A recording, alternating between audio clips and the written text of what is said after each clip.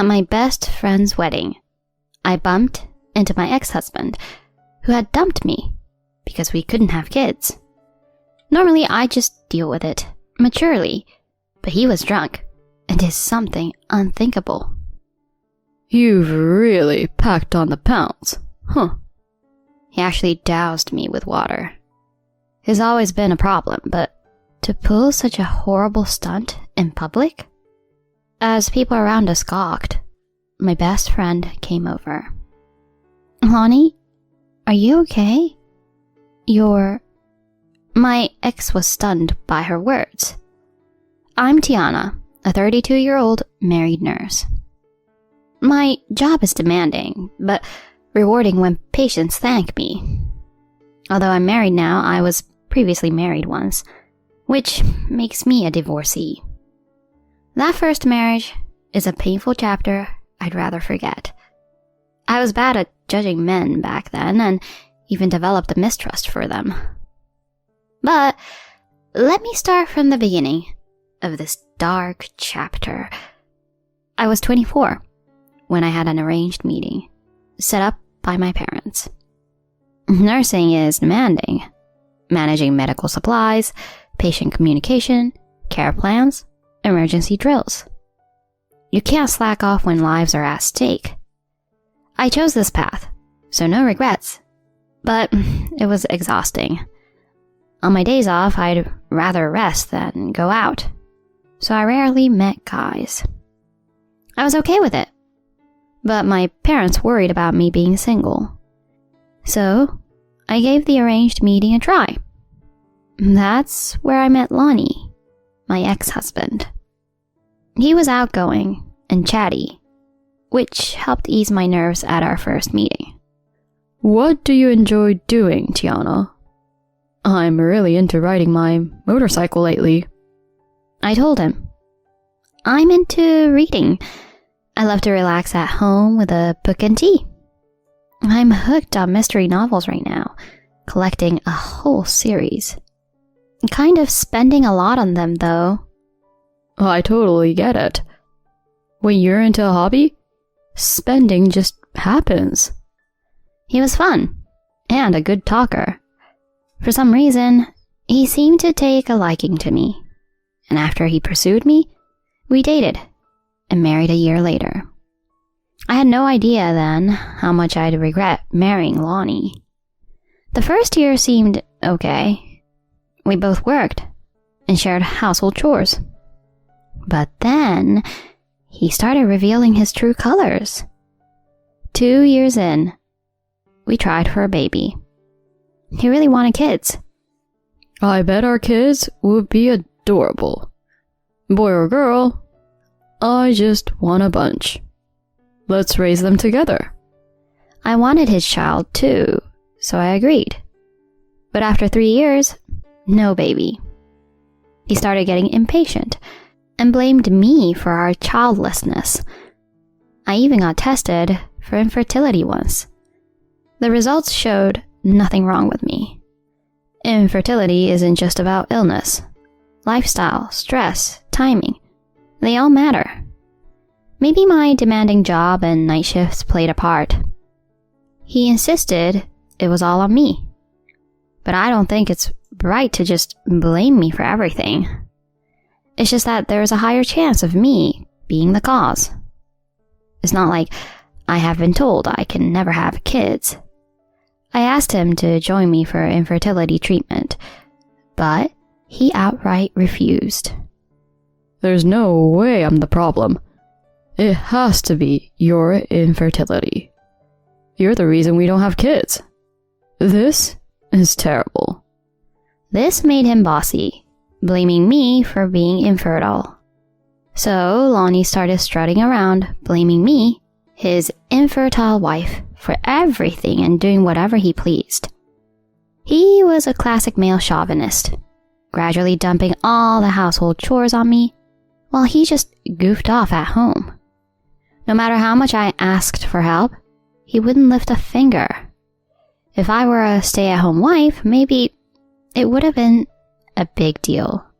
But both of us working, and me alone doing all the chores? No way. Especially as a nurse with lots of night shifts. It was natural for the quality of housework to drop. But he would complain about every little thing. Hey, the laundry was wrinkled. Fold it more carefully. And dinner tonight tasted bland. Are you slacking off? Make it better. I was so fed up with his selfish remarks. I'm exhausted from work too, you know. Doing household perfectly is impossible. If you don't like how I do it, why don't you do it yourself? Housework is a wife's job. Just shut up and listen to your husband. You should be grateful I haven't divorced a useless woman who can't even have kids. He kept blaming me for being infertile and started to skimp on the household expenses, saying he didn't want to waste money on an infertile wife. He only contributed $335 to our monthly expenses, keeping the rest for himself. I had to dip into my salary and savings to cover the rest. Divorce crossed my mind, but it was tough to decide. My parents were so happy when I got married, I didn't want to let them down. I tried fixing things with Lonnie, but it didn't work. He despised me for being infertile, and I had grown suspicious of him. Trust was gone, and there was no way we could reconcile. His behavior worsened, and he started womanizing. He'd stay out drinking late and go out on weekends. He often came home late, reeking a woman's sweet perfume. He claimed it was for business entertainment, but I doubted it. In 2 years, I found out about 3 affairs.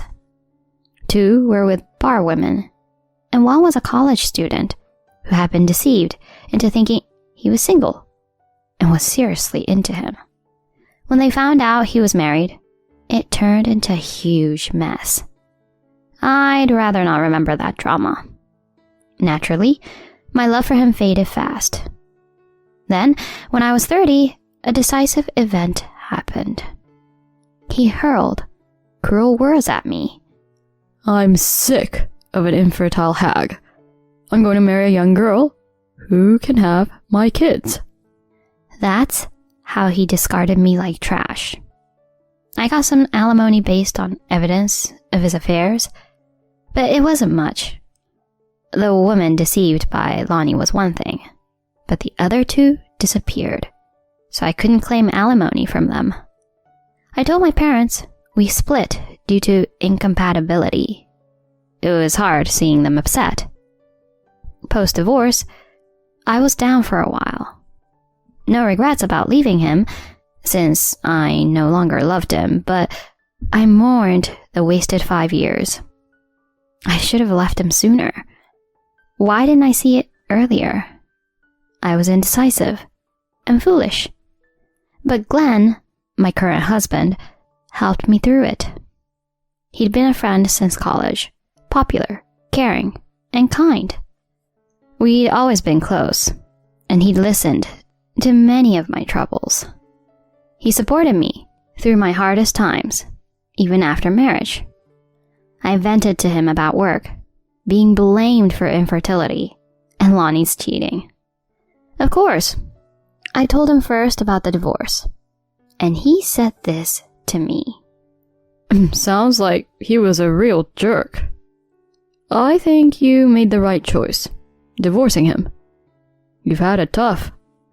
Absolutely. I wasted so much time. I'm so disappointed in myself for not seeing through him. I think I'll stay away from marriage for a while.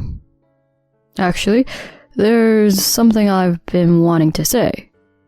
Would you consider dating me with the intention of getting married? I was shocked by his shy confession. According to him, he'd had feelings for me since college. But he was focused on his startup and worried about failing, so he never confessed. By the time I got married, he thought he should give up, but he couldn't.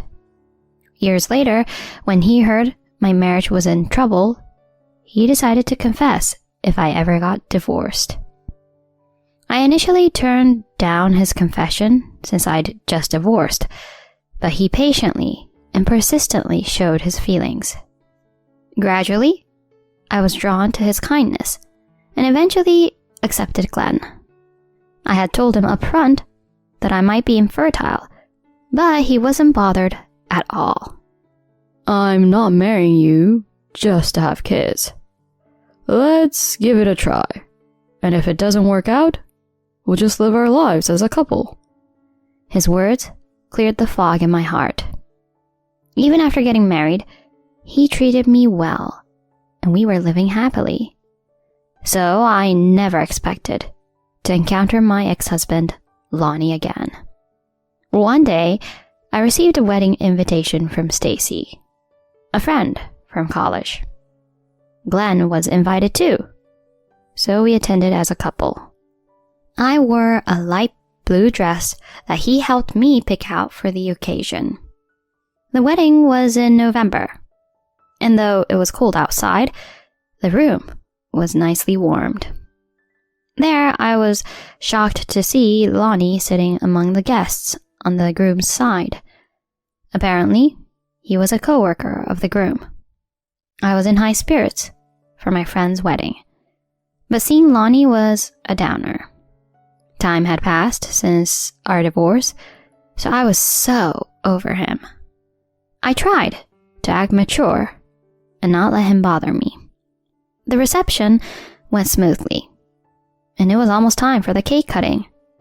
Glenn went to the bathroom, and I was enjoying the delicious food when suddenly a familiar voice from behind shattered the moment. You've really packed on the pounds, huh?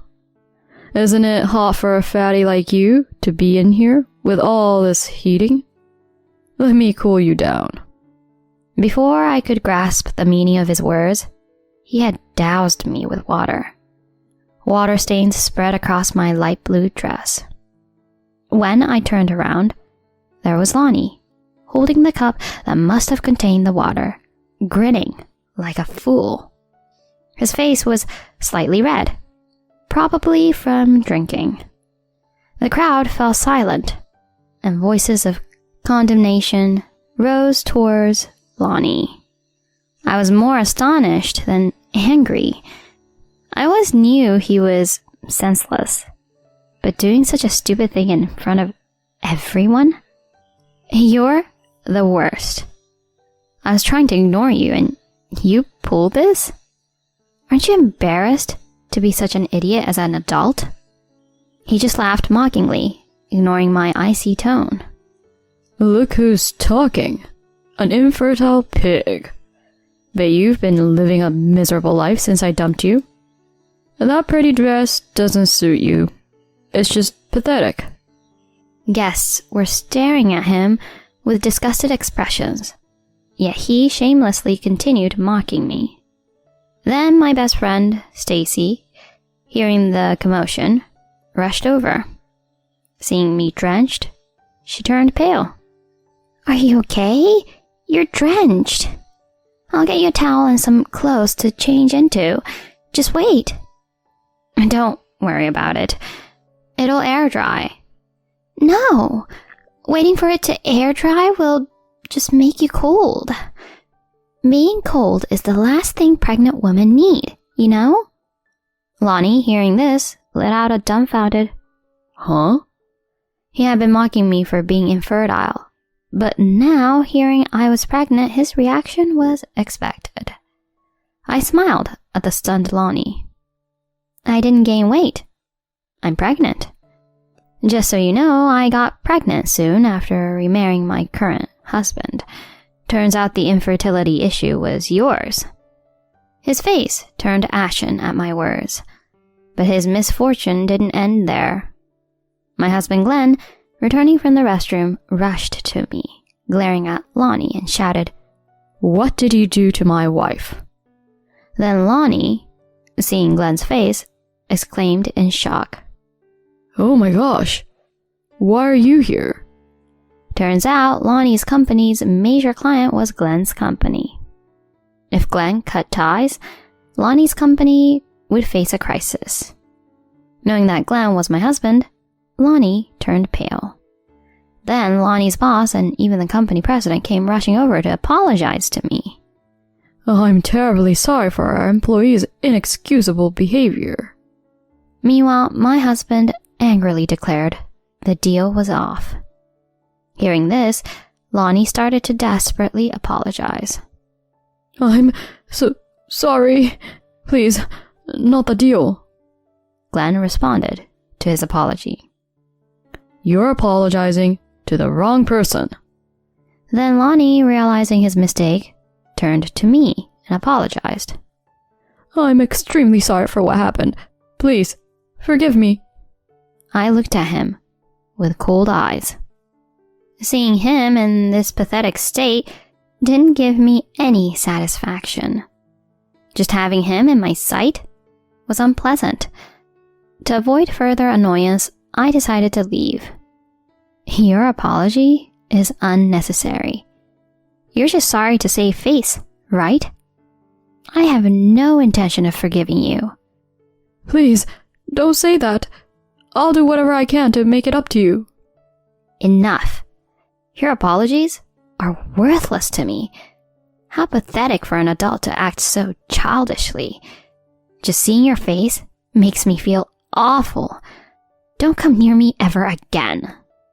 Ignoring his repeated apologies, I left the venue with Glenn. I felt bad for Stacy, but I couldn't stand to stay there. Later, I called to apologize, but she wasn't angry and actually apologized for my discomfort. A few days later, Glenn told me what happened to Lonnie. After discussion, it was decided that his company wasn't at fault, so the business deal continued. Instead, he was transferred to a regional branch, a place where problematic or incompetent employees were sent. Being sent there, known as exile in the company, meant no chance for advancement. As for me, as long as Lonnie stayed out of my sight, it was fine. My pregnancy was going well, with only a month left until the baby's birth.